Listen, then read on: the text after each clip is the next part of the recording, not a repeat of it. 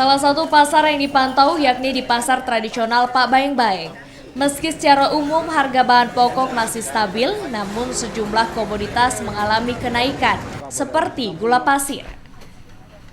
Saat ini, gula pasir dijual dari kisaran Rp14.000 hingga Rp15.000, dari sebelumnya Rp12.500 per kilogram.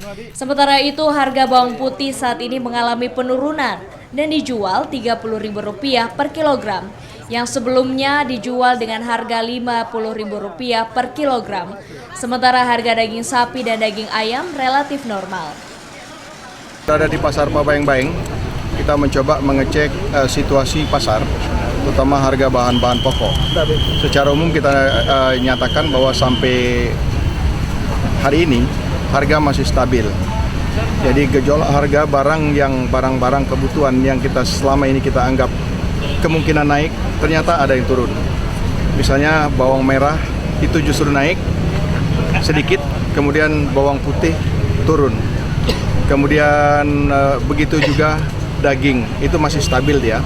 Rp11.000 yang putih. Biasanya 12 atau 12 naik 13,5. Begitu. Iya. Apa naik memang dari tempat pengambilannya? Iya, dari pengambilannya sudah naik. Otomatis kita juga sudah naik. Berapa biasa diambilkan? Harga persatnya. Sebelumnya kan biasa 600-an. Sekarang ada 650, kadang 630. Tergantung putihnya juga. Tergantung putihnya. Mengambil di mana biasa juga?